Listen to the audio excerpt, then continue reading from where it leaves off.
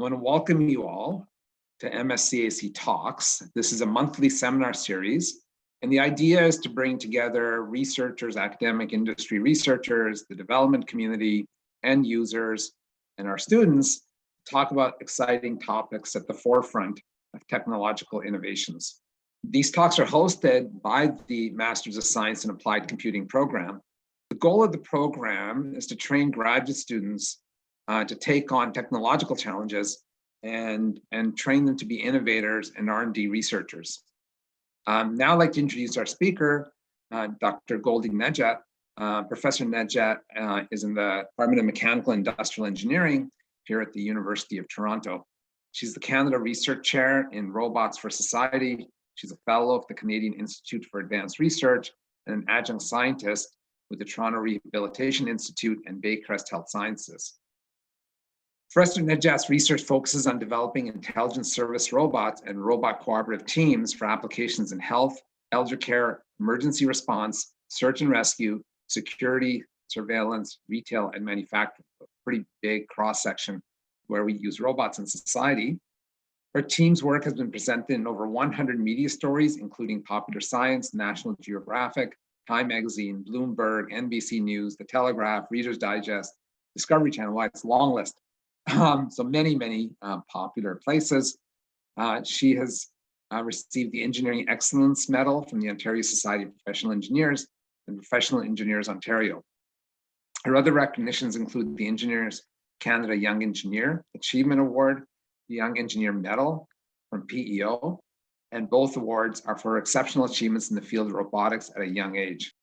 I'm going to now turn this over to Professor Nejat to give her talk. Over to you, Professor Nejat. Thank you, Professor Gupta, for that kind introduction. Hi, everyone. So I guess let's talk about robots. I'm just going to share my screen and jump into things.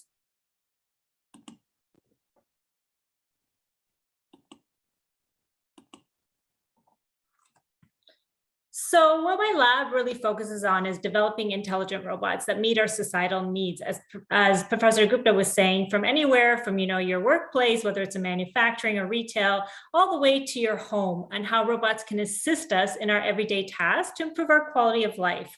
Really, we want robots to help us where we need help. So our robots are designed to be interactive, they're intelligent, they're persuasive, they have emotions, and the idea is to promote interaction with these robots. So there's uptake in society. As well, they work in different environments, search and rescue, where the environments are cluttered. You think after disaster, like an earthquake where there's rubble everywhere, victims may be trapped under rubble. It can collapse buildings, and robots can be sent in these environments to be able to find victims, as well as help rescue workers to do so, because it's a time-sensitive environment. So we really look at crowded and cluttered environments all the way to more structured environments within our houses. And they're cooperative. They not only work with each other, but they work with people. And that's really important for sustainability of robots.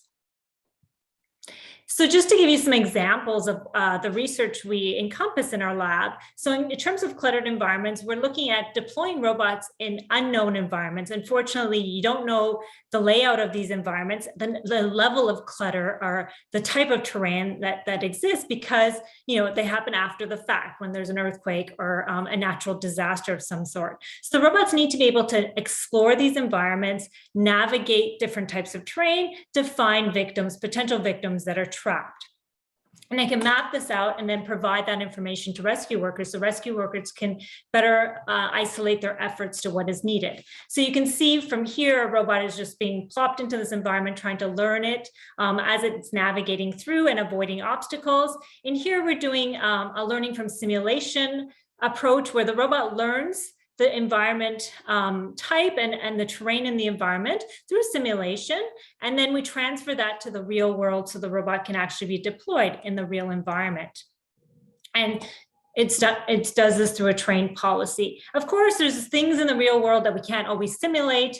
In this case, you can see that the terrain changes, right? It's really 3D. So depending on the approach angle of the robot, it may have not learned that in simulation. So here it is trying to learn now how to climb this piece of wood, really, in order to be able to succeed. So it's kind of a trial and error system, but it promotes success of the robot. In terms of cooperation, we're really looking at robots cooperating with each other first to help individuals, as well as cooperating in environments where people are. So if you're thinking of robots, we want to have them share the space with people. So in this case, you have robots that are maneuvering in the environment and moving back and forth, and they need to be able to go around the individuals who also have their own goals and tasks that they need to complete.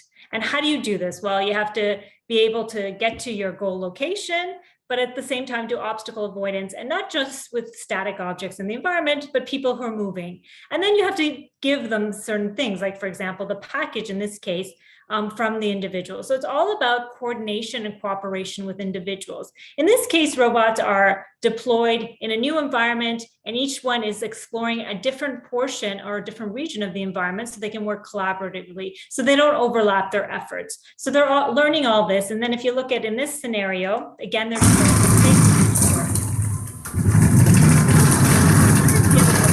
so it's all about, timing, collaboration, and being aware of your environment.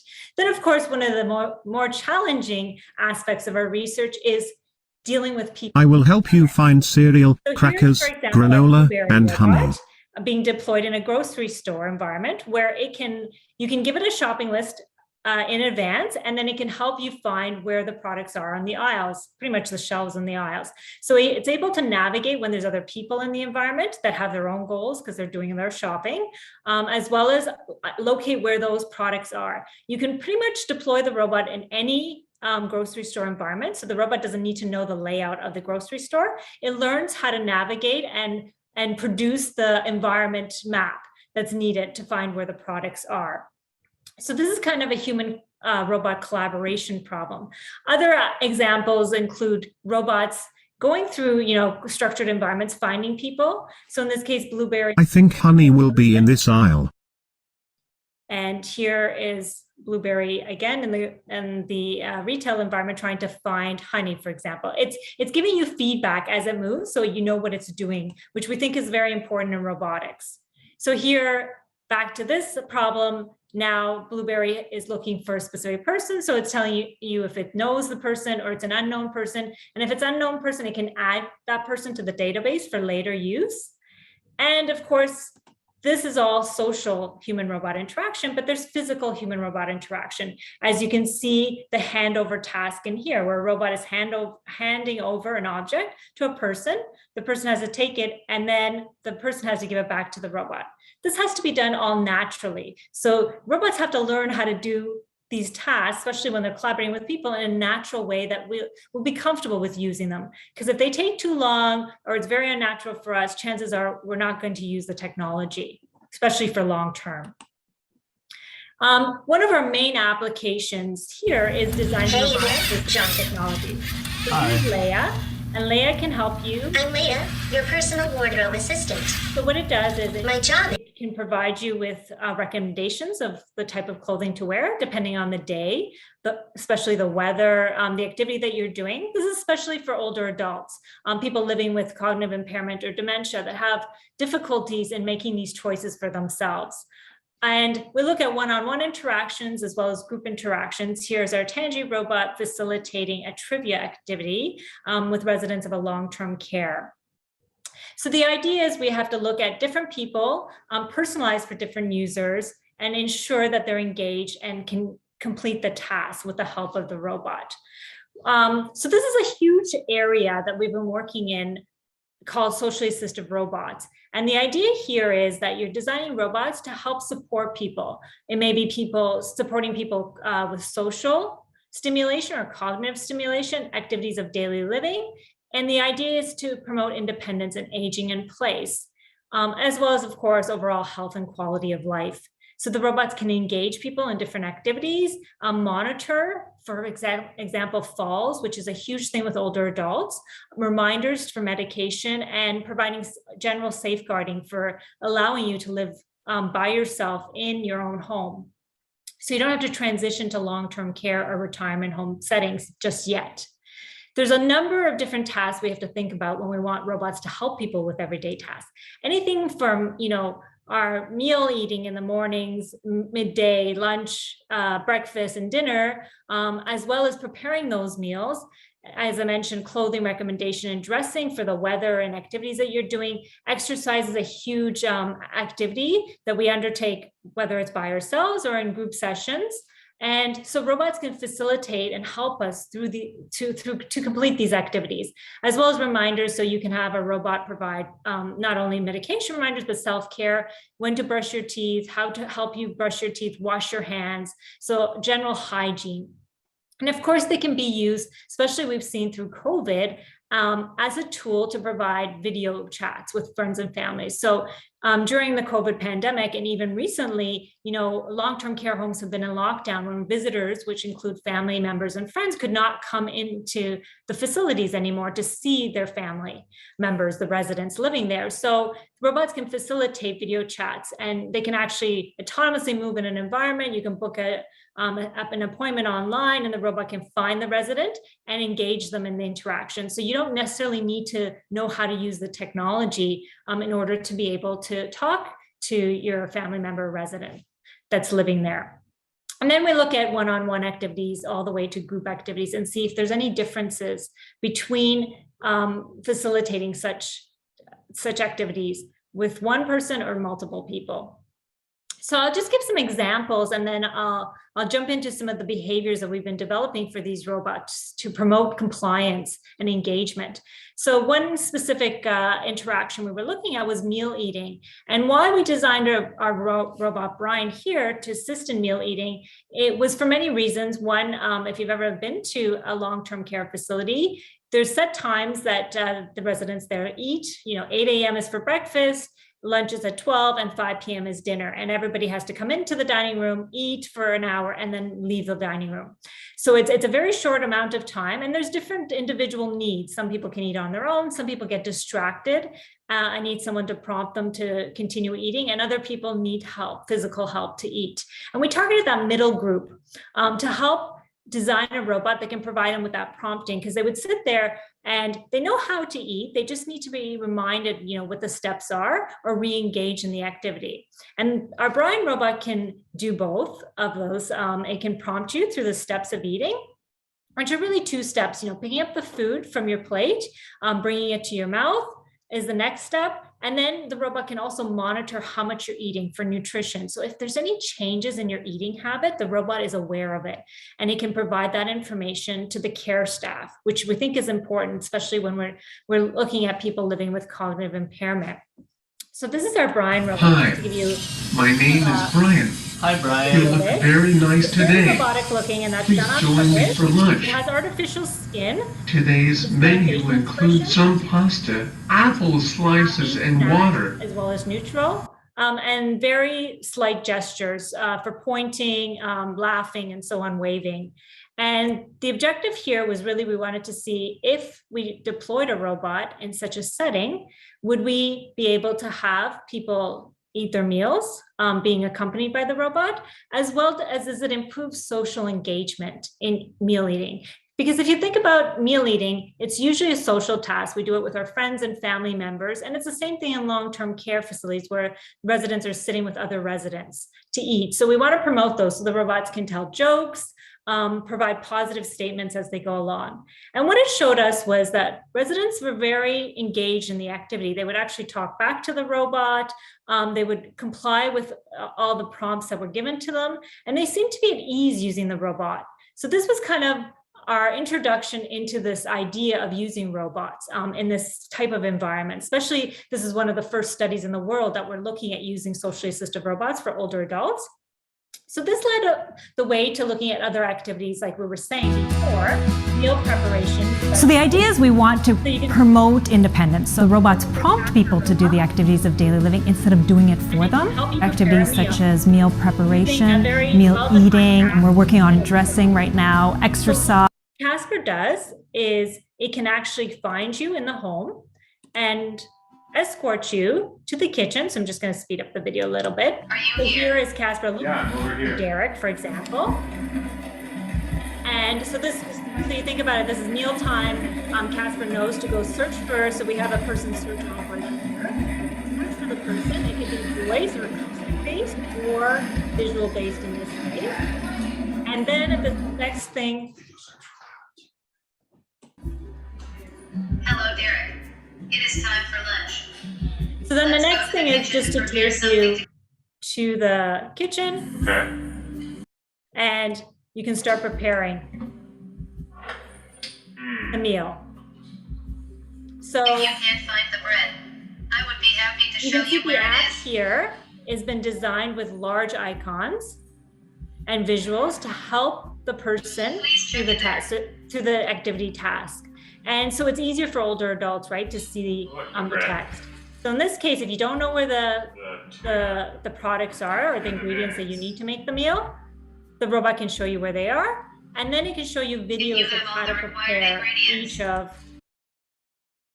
the steps. So if you need further clarification, you can watch the videos in addition to the robot's prompts.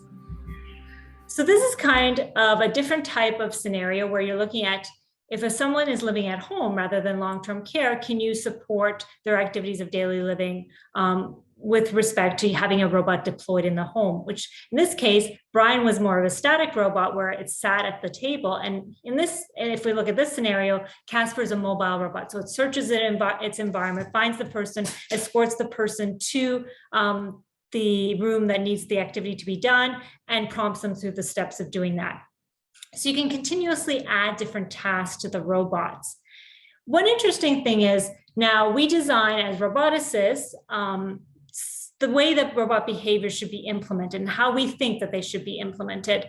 But in general, different people have different needs, and in even different places, in different clinics, long-term care, hospitals, these tasks are done a little bit differently. So for example, could we have non-expert roboticists teach robots how to learn different behaviors, in particular prompting behaviors?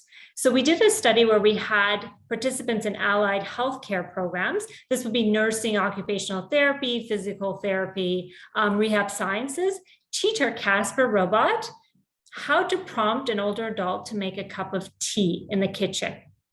And of course, the different scenarios that are needed. And what we wanted to do was to see if the robot could learn from someone who had no programming experience, and so could verbally and visually show the robot how to implement these prompting tasks.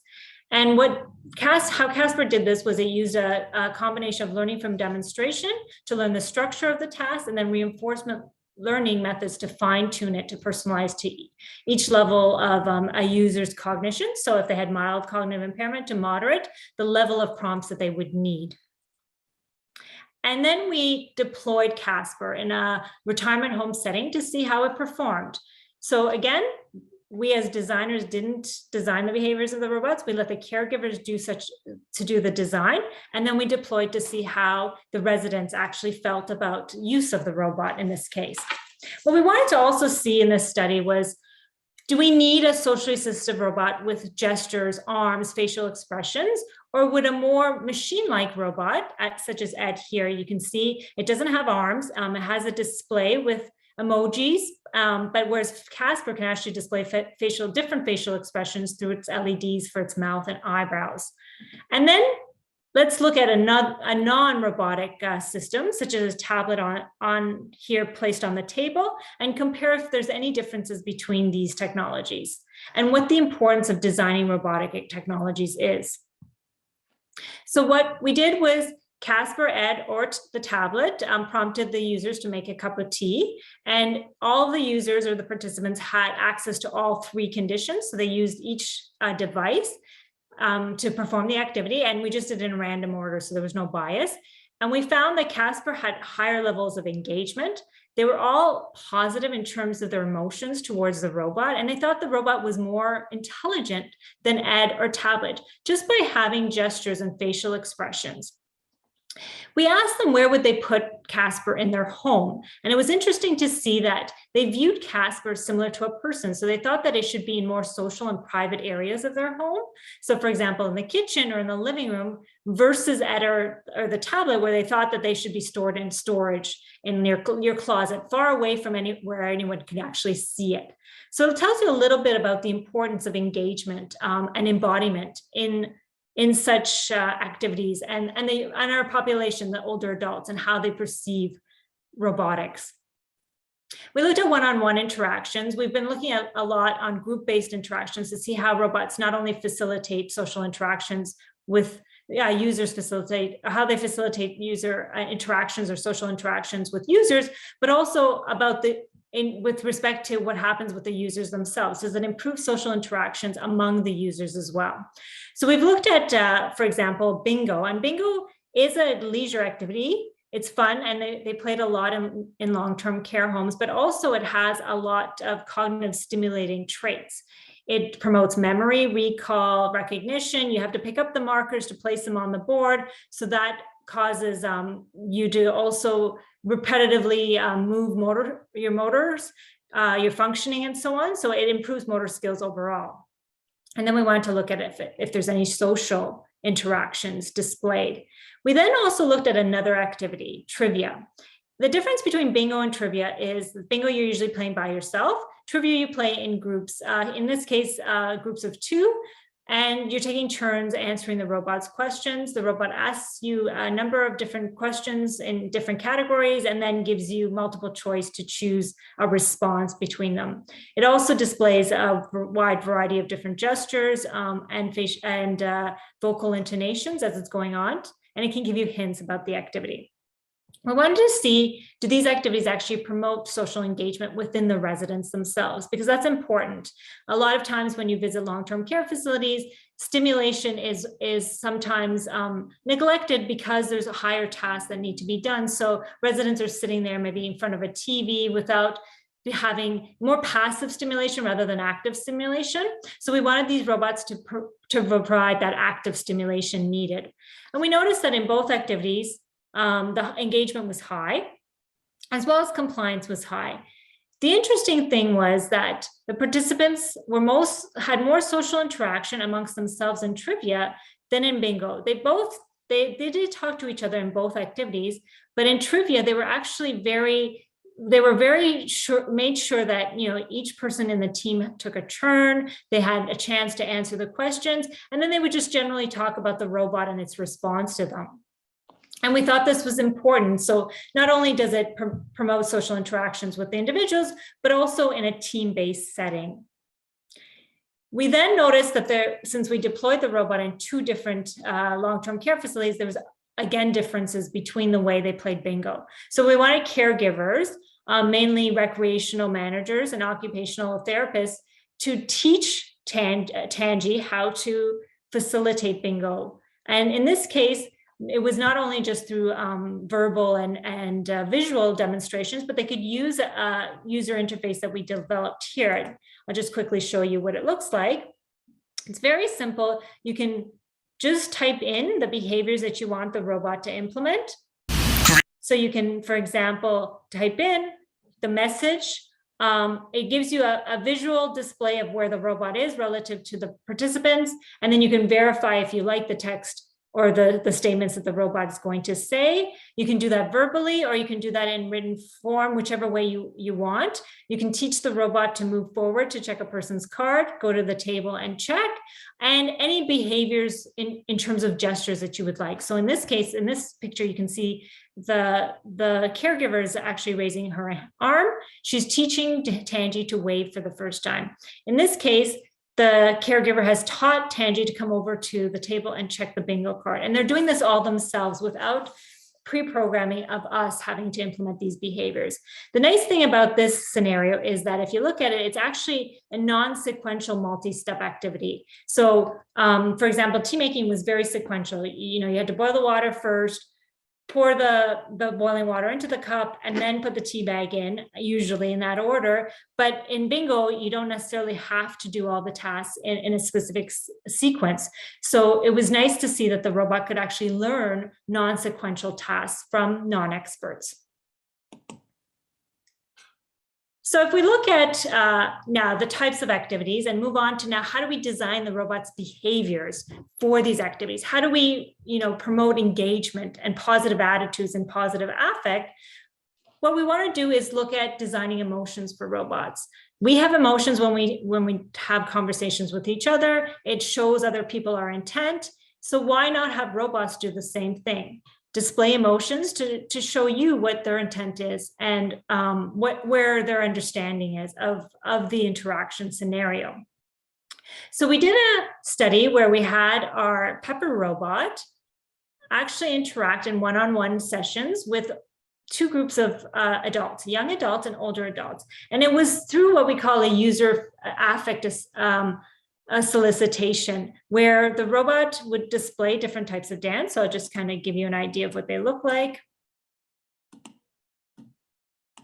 So here the robot is high valence and high arousal, or positive valence and high arousal. So it's a happy dance. Its gestures and expressions are very wide and fast. And if you notice, the color around its eyes is green to promote happy.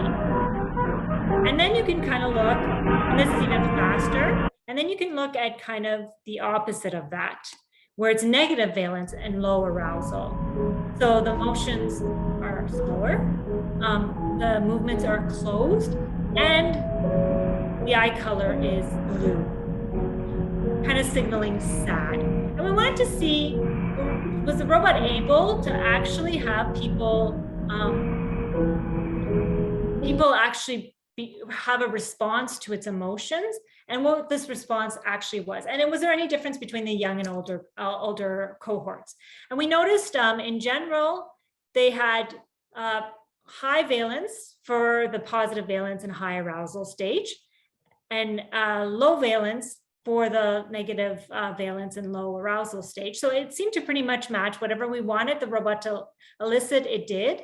The only real difference between the two was that the older adults reported more neutral valence during the negative valence than the younger adults. And we think this is important to note because this is called a negative to neutral shift in perceiving negative stimuli. And this happens, when you have a lot more life experiences and you've lived longer. So they seem to not really be as affected by the negative stimuli than the younger adult. So it's kind of like, don't sweat the small stuff. Like, I'm used to it, so it doesn't really affect me as much.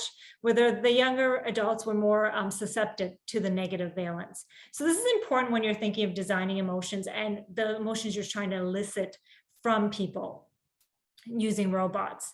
So we implemented the robot's emotions in actually different activities, exercise being an important activity of daily living for all of us, regardless of our age. And Pepper was using the emotions to engage people. Hello, my name is Salt, your personal exercise coach. The green. We are going to do 4 different exercises together. And what we wanted to do was be able to recognize what the person's affect valence or arousal, which is really the person's emotion, was. So we used an EEG sensor and we embedded it into a headband the person was wearing. In there, we also have a heart rate sensor, because we wanted to make sure that they're not overexerting themselves as they're doing the activities. And the robot engaged in upper extremity activities. So through repetition of certain upper arms activities, we were trying to engage them. And so Pepper had 4 different types of emotions. This is happy. We can kind of move it along here. This is interested. So the eye colors have changed. You can maybe detect that the voice also changed a little bit. And then the other 2 emotions were sad and worried. So if you weren't doing the exercises or you were disengaged in the exercises, then it would get sad, and then worried if your heart rate was going up too high.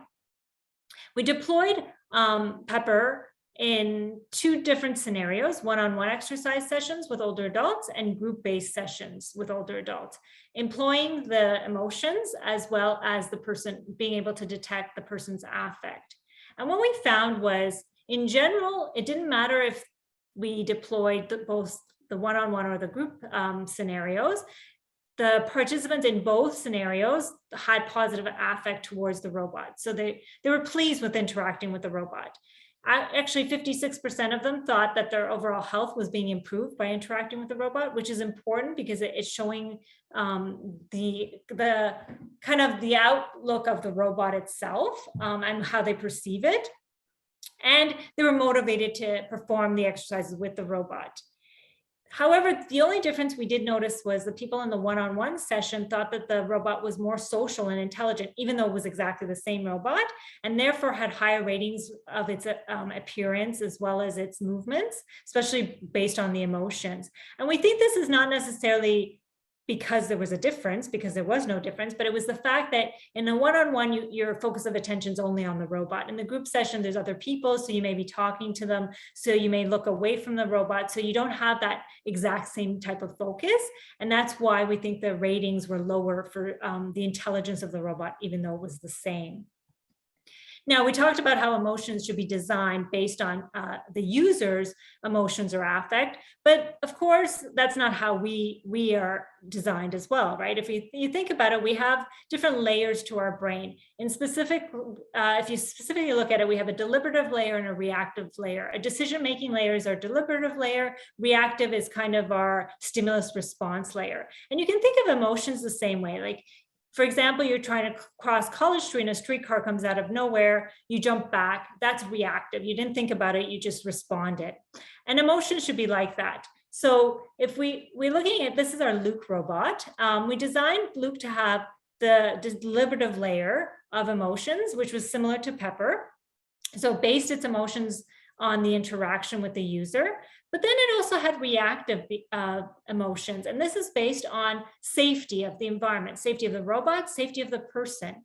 So if the robot, for example, in this case is a desktop robot, came too close to the edge when it was facilitating this diet and exercise routine with an individual, it would get scared.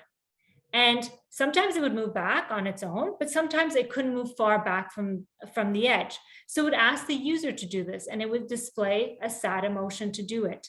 And this is important because sometimes robots need help. They can't do everything on their own. And it's okay to ask a person to help a robot, and the robot should be able to convey that. So we designed 2 levels, and it was the first kind of implementation of a 2-level or 2-layer emotional response. And then we wanted to see if that had any difference between just having a neutral robot, the Luke robot with emotional response versus a neutral robot. And we noticed that it actually does influence a person's emotions. People had higher valence and higher arousal interacting with the expressive Luke versus a neutral Luke. So this motivated the importance of including emotions in a robot. I just want to end off talking about persuasion because I think this is really important as well. So we use persuasion to persuade, whether it's our friends or family, to do things that we want them to do or help us with. Well, robots need to do the same thing, and persuasion can be used to help motivate people to do certain tasks, especially if you're thinking of high priority tasks that may be important to their health or overall well-being. So we've designed different robots to have persuasion. In this scenario, we have the jelly bean guessing game, which, if you recall, is just a jar full of jelly beans. And you have to guess how many jelly beans are in that jar. You have 2 robots, 1 logical robot and a 1 affective or emotion-based robot, telling you which guess you should choose, whether you should choose its guess or its guess. And this is what the 2 strategies are like. My computer vision system can detect 500 jelly beans in the jar. It would make me happy if you used my guess of 1,000 jelly beans in the jar. So you can see the first one is logic. It's saying my computer vision system. So I have this technology I'm using, and it tells me this how many jelly beans are in the jar. The second one is saying, oh, it'll make me happy if you use my guess, trying to kind of also elicit your emotion to comply with the robot. We noticed that the affective strategy was actually higher. It persuaded people more than the logical, which is kind of interesting because we thought people would want to use the fact that it's a robot, it has a high resolution sensing capabilities over the fact that the robot can have emotions to persuade them. And the interesting thing is we looked also for if there was any difference in age groups or gender, and we didn't see any differences. So everybody liked the affect strategy better and was persuaded more than the logic strategy. And we did notice there was differences between occupations or field of study. There was a combination of students and people in the workforce that participated in this study. And we found that in engineering and physical sciences, as well as business, people were more influenced by the robots and their answers, and chose their answers closer to what the robots were giving them than those in the life sciences and humanities.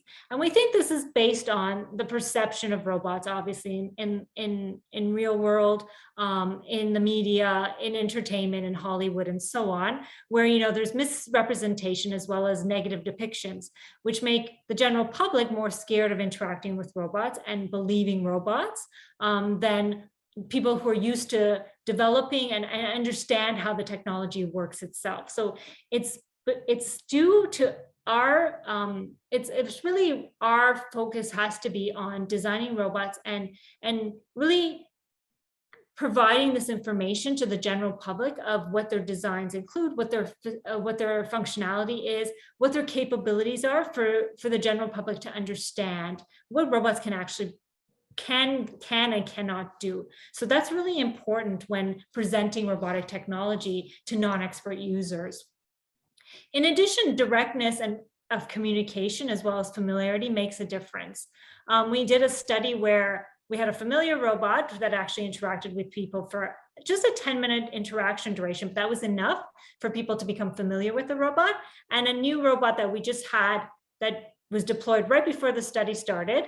And we wanted to see, was there any difference in acceptance of these two and how people responded to the two. Then we did one more thing. We wanted to see how the robot asks you to do something. Does that matter? Using directness or indirectness. Directness is something, for example, the two activities we were looking at was the robot asking a person to borrow a phone or instructing a person to instruct the robot how to be more human-like.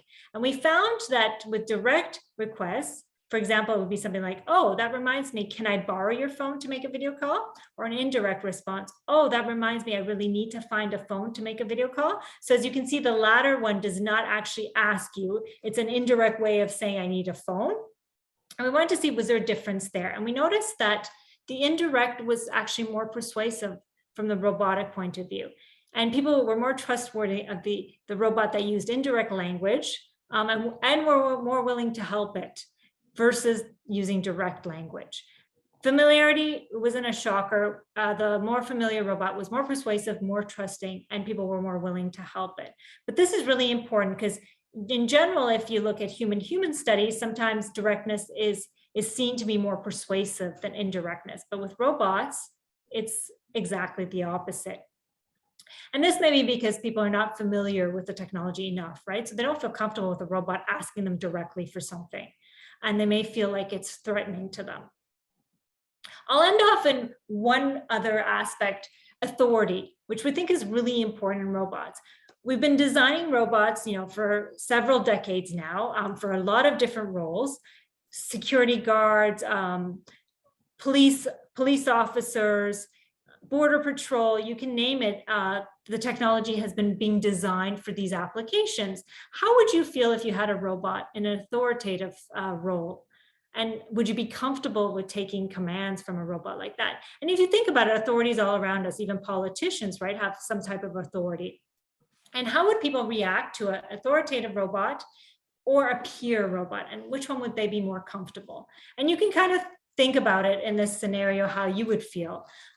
We did add another element to this where the robot was trying to help somebody perform very high skill level tasks, so memory tasks, and the authoritative robot and the peer robot were providing rewards to the people as well as punishments to them in both scenarios. And we wanted to see, was there any difference between those two? So I'm just going to show you a quick video to show you what the scenarios look like.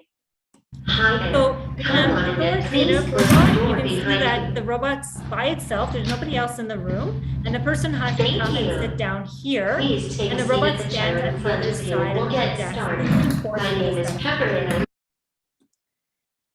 The robot can provide punishments or rewards. So in this case, it's punishment. The robot will actually use language like "I will punish you." This is kind of one of the scenarios. I will punish you 25 cents for each number you are off to a maximum of $1. So the key is here, the robot saying, "I will punish you." And then we have the peer scenario.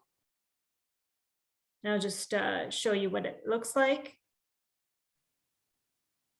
So you can see here in this case, the robot. Which cell the directions guide to. There's an experimenter actually asking the questions in this case and telling the person what the punishments and rewards are. And it was all monetary. And the robot stands beside you and helps you. So the scenario of where the robot is, as well as how the robot behaves, matter in these two roles. And we found that the Pepper robot was less persuasive when it was in an authoritative figure than the peer figure. So people actually listened to the peer robot more, felt more comfortable with it. And of course, this kind of stems from the question of legitimacy. It makes sense. We don't feel comfortable enough with robots to be authority figures over us. And we feel comfortable with robots if they're helping us and they're our peers. We wanted to see if there was any difference between males and females. We noticed an aversion to being persuaded by a robot when it was acting authoritatively. And this seemed to be stronger for male participants than female participants. And this stems from psychology, where we found that in other studies, males perceive an authoritative robot to be a threat to their own autonomy, so they don't like it at all. And this is really interesting for us in using persuasion to design strategies to get robots to help people and make people do certain things, whether it's high priority things or everyday tasks. How do we design these robots, and what do we have to look towards incorporating and not incorporating, and what we have to be wary of? There's a lot of other research that we've been doing. We have a COVID screening robot being deployed right now in long-term care that's helping. Hi, I'm Pepper, a screening robot developed in autonomous systems and biomechatronics lab at the University of Toronto. And Pepper is being designed and being deployed at long-term care facilities. When you enter right away, it does your COVID screening. It checks if you're wearing a mask. It also checks your temperature before letting you in the facility. So you can imagine if you visit a clinic, a hospital, long-term care facility in the past 2 years, there's always someone screening you, and it's a physical person. In long-term care facilities, this is usually staff that could be doing other tasks with helping the residents, and they're deployed there. So we wanted to provide them with resources, especially a robot that could do this autonomously, to allow the task to do more high-level interactions and everyday tasks that they need to do with the residents. The robot does all this. Once you pass the screening test, the robot allows you into the facility, and it does this in 3 different shifts throughout the day. So it can continuously do this throughout the day on multiple days.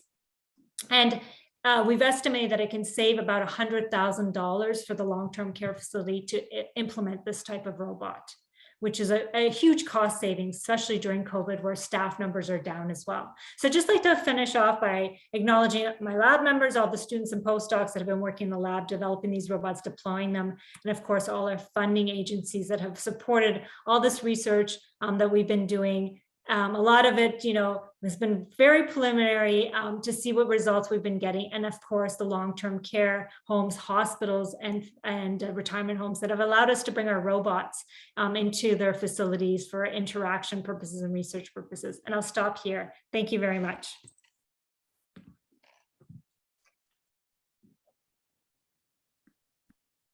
Thank you, Professor Nejat, for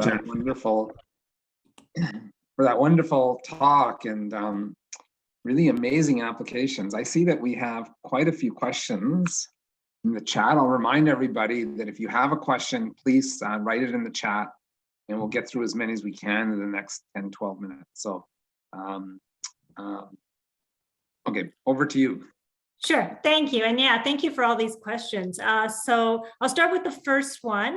With home automation, Internet of Things, and AI being integrated and commercialized, how does one ensure the fail-safe in case the robot makes errors or is affected by an adversarial attack and does not heed to commands by the user? So that's a great question. And it's, thinking about cybersecurity is a huge issue with robots. If you think about how robots are deployed, and a lot of our robots, they're usually on public Wi-Fi systems, right? So someone can hack into them and take control physically as well as through the brains, the software of the robots themselves. In general, as roboticists, we haven't really thought about that. So that has to be a part of the design itself. Like when you're developing the software of the robot, you have to think about these security as well as privacy risks, and then make sure you embed them in the software. So encryption, authorizations, and so on. And the idea of not using public networks anymore, public Wi-Fi networks, and having private Wi-Fi networks for these robots will help with that. The robotics community uses the robotic operating system ROS for a lot of its deployment. The great thing is it's an open platform. So if I build something on it, you can use it for your robot. The first versions of ROS didn't have security, but the next version is actually being incorporated with this. So as we move along, we're realizing we have to incorporate this level of security and encryption.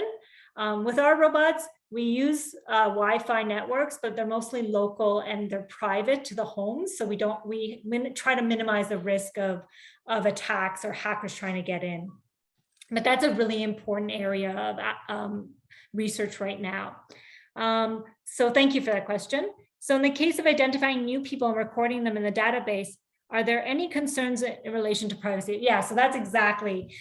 So in terms of what we try to do, because we're dealing with vulnerable populations, older adults, people living with dementia, is we don't upload all our things to the cloud. So the database of people that we use is actually, everything is locally stored on the robot. And that helps with privacy issues. If we have to send information, it's all encrypted. So for our screening robot, for example, we do have to monitor and actually store all the information, like who passed. It doesn't necessarily, we don't know the person's ID. They have a QR code. With that QR code number, if they passed or did not pass the test, that's sent to the cloud, but it's all encrypted. So privacy is a huge issue that we have to deal with. So right now we're doing it either locally or encrypting information that we have to send out. Let me see what else we got. So what are the biggest challenges in deploying social robots in the public? There's a lot of challenges in terms of people no two people are alike. And people are unpredictable. I mean, I may talk to you one day and have a whole different demeanor and personality than I may the next day, depending on what my mood is. And it's the same thing, right? When you're thinking of multiple people. So like the group scenarios that I was mentioning, each individual is different. And even especially when we're looking at older adults, cognition levels and so on are different. And the robots having to be able to adapt to that, because the idea of robotics has to be personalization as well, and adaptation and using adaptive behaviors. So these robots have to recognize, what your characteristics are, what your preferences are, what your personality is, and then respond to that. And I think that's like a huge challenge for robotics to do, personalizing to different individuals, whether it's going to be over time through interaction, or whether it's like a priori knowledge. And that has been our biggest challenge. The fact that people are unpredictable, but we have to get them to do certain things, right? Especially when we're dealing with older adults. Have similar robots been proposed for childcare parental assistance? How do they differ from the robots proposed for elder care and other social scenarios? That's a great question. Socially assistive robots have been designed for especially children living with autism. The same idea of providing social skills for children. Children usually living with autism have difficulties interacting with other people or even other children. So the robots have been used as a tool to teach them social skills, turn taking, even eye gaze, things like that are very important that we use, right? Our social cues. And it's been interesting to see that the children actually are more comfortable with a robot doing that than a person doing that, a therapist doing that. So the robots have been great tools in this scenario. Parental assistance, there's been babysitter robots designed in Japan. So there's a whole slew of kind of robots coming out there that can help you with babysitting, monitoring your children, and even stimulating your children through activities, games, and in the classroom as well as like educational tools. Let me see. I'm wondering if a bibliography, a list of all dimension art can be made available. Yeah, so sure, I can do that. No problem. I'll make the references available. How do robots personalize their behaviors to different people? So yeah, that's exactly what I was mentioning. So you have the robots, what we try to do is there's two levels, right? There's history of a person, which doesn't like, attributes that don't change over time. Like your personality usually doesn't change. It could change in a long stretch of time, but usually it doesn't from day to day. Then there's your moods that could change. And then of course your affect or emotions that could change depending on the scenario that you're dealing with. So robots try to personalize based on prior information of your preferences, your personality, and your moods. And your kind of instantaneous affect. So it's a lot of recognition from the environment and sensing from the environment and trying to adapt to each individual. So we have some information about you, maybe your age, you know, what you like and your preferences, and then we build up on the online interaction or real world interaction to personalize. So if I try a behavior with you, it doesn't work, then I'll try another behavior, and then I'll store that information if it actually works for you to reuse that type of behavior again in the future with you specifically. I'm doing research on using chatbots to promote mental health. What sort of actions can I borrow from these using robots into chatbots? So I think robot awareness is a huge thing. Chatbots, you know, have focused mainly on natural language processing. So understanding your speech, the context of your speech to respond, right? But if you can take more information, especially now that there's a lot of chatbots that do speech relayed, right? So they speak to you, they recognize your speech. It's not text to speech anymore. You don't have to type it in for them to recognize what you're saying. You can get more information out of what the person's saying. Vocal intonation, we all use vocal intonation. I'm doing it right now as I'm speaking to you. You can use the hints of vocal intonation to determine a person's emotional state to help customize behaviors of chatbots and responses of chatbots as well, as well as visual cues like facial expressions and so on. So if you can use more awareness than just the context of the speech given to you, it will open up a whole new world of bidirectional communication. Let's see, have you studied the social impacts of a robot when the staff or employee was replaced by robots? So, I mean, our main design is that we're designing, or our main objective is that we're designing robots to assist caregivers as well as residents. So when we design our robots, it's not just, you know, it's not with the intention of replacing caregivers, it's to help support their activities and minimize the stress and workload that they have to do. So for example, the screening robot is a great example of that. It was a new task put on the staff that they didn't have to do before. Now all of a sudden they have to do it, which takes them away from their regular everyday tasks. So the idea is you have robots to support them in doing these tasks, especially when they're overworked with and running around doing multiple tasks. So robots are not there to replace people, but they're there as an assistive tool to help the caregivers with the tasks that they have to do. So minimize, you know, the addition of new tasks that they have to take on all of a sudden. And this is where we think robotics is very effective. Robots cannot be caregivers, autonomous caregivers. They just don't have that level of intelligence at this point. So why not use them and especially focus on repetitive tasks that they're good at? Because we all know robots are great at repeating the same thing over and over again. They can do it with a smile on their face and they never get tired. So why not help caregivers with those tasks and let them do the high level interactions that they need to do themselves. What are the biggest challenges in deploying social robots in the public? So I answered that. Do robots' appearance, height, color, gender elicit different results? Actually, that's a great question. If you notice, our robots all look different, our CASPER, our Brians, and so on. And it was done on purpose. We were just trying different embodiments to see if there was any response to the embodiment. The smaller desktop robots seem to work well with certain user groups, like children, for example, as well as pet-like robots, like the baby seal, Pero. There's been robotic pets and cats, as well as older adults. The larger robots, if they're very tall, can be intimidating for this group. So you want to also be careful of height, not having a 6-foot tall robot. For especially non-expert users who haven't used technology. So usually what we look at is, 5 feet and smaller is usually the kind of rule of thumb to designing robots. Color, there hasn't been much of a difference. We've used, different colors, bright orange, bright red, and there hasn't been.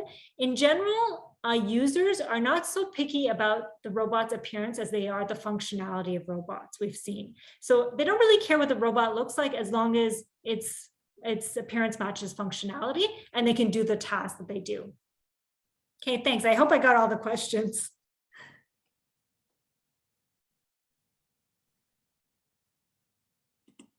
Thank you very much for those questions, for answering those questions, and thanks everybody for those great questions. Look at that, exactly 5 o'clock. Let me thank our speaker, Professor Goldie Nejat, for a wonderful talk, really, really interesting, and maybe demystifying the killer robot urban myth that's out there. It's clear that as we have fewer workers to take care of an aging population, we're going to have to think about automation tools to do many of these tasks. And I think COVID has also taught us that many other places, right? Restaurants these days can't get workers. Lots of other places we're going to have to think about deploying robotics. So really interesting to see research you're doing here. So that's the end of our talk. I want to remind everybody that we have another talk on February the 22nd. We'll be having a fireside chat with Professor Daniel Wigder from the Department of Computer Science. Please visit our website, mscac.utoronto.ca, and under the events section, we list our future talks. So everyone is welcome to come to these talks. Thanks again, Professor Nejat, for your talk today, and wishing everybody have a good afternoon. Yeah, thank you, everyone. It was a pleasure being here.